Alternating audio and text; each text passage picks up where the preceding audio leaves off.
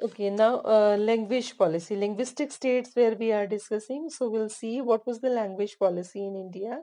So language policy, a second test of the Indian Federation of the language policy. Our constitution did not give the status of national language to any one of the language. मतलब किसी को भी राष्ट्रीय भाषा का अधिकार नहीं है. Hindi was identified that official language, Hindi को माना गया है ऑफिशियल लैंग्वेज, मतलब राज्य की राजभाषा बोल दिया गया है कि ताकि उसमें सारे काम किए जा सके. But Hindi is the mother tongue of only 40% of Indians. अगर हम देखें केवल 40% लोग हिंदी बोलते हैं. ठीक है. In the next page you will see the chart has been given the spoken language by the people. So different, there was many safeguards and protect other languages too. Besides Hindi there were 21 other, means including Hindi 22 language, और besides Hindi, Hindi के अतिरिक्त कितनी भाषाएं हैं? 21 भाषाएं हैं. And other languages recognized scheduled language by the constitution. मतलब उन भाषाओं को भी अधिकार है. So a candidate in an examination conduct for central government positions may opt to take examination in any of these language.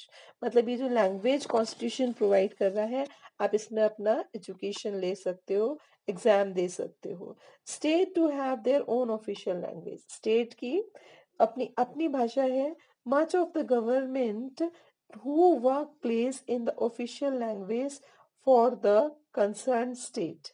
Unlike Sri Lanka, मतलब हमारे यहाँ क्या है, जो मेन कॉन्स्टिट्यूशन में डिसाइड किया गया कि 22 भाषाएं होंगी. इन 22 भाषाओं में कोई भी अपनी अपनी लैंग्वेज के हिसाब से अपनी एजुकेशन ले सकता है.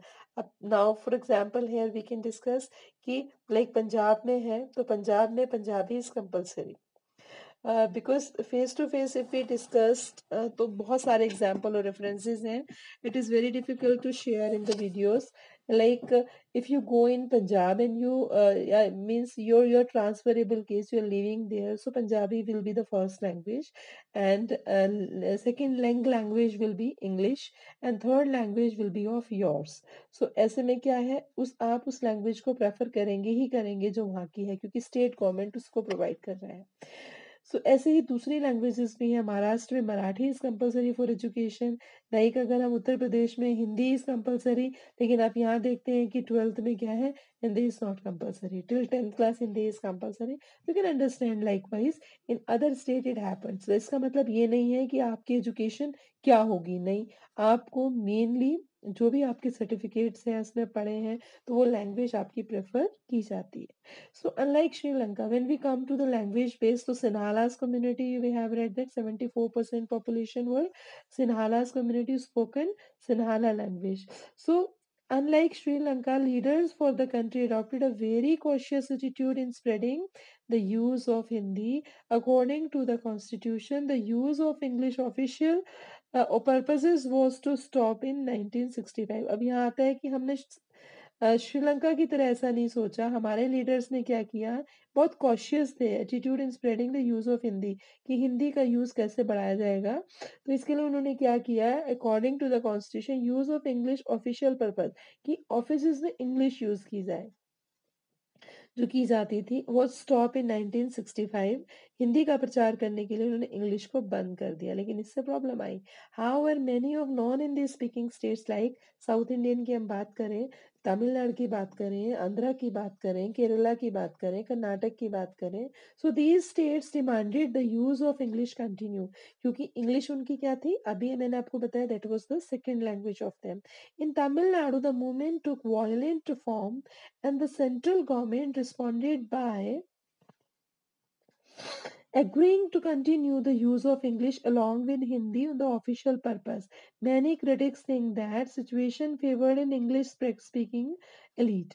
तो यहाँ पर उनको ये मौका दे दिया गया, लेकिन elites का मतलब है कुछ रिच क्लास, कुछ हाई जेंट्री ने क्या सोचा कि अगर इंग्लिश उनको दे दी जाएगी तो क्या होगा, मतलब इससे इंग्लिश प्रमोट होगी और हिंदी फिर डाउन आ जाएगी.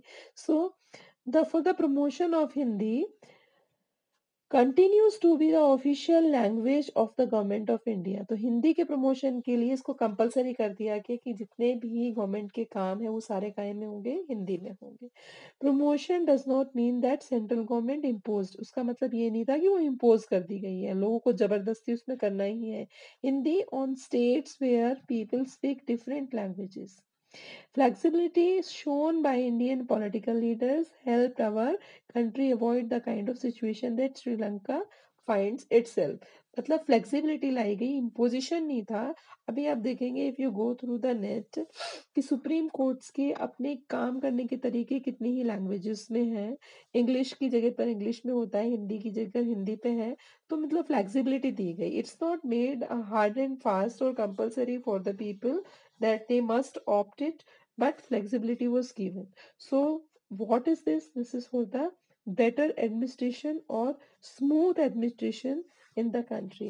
So by this particularly one way had been sorted out. So in this particular segment what we have discussed, we discuss about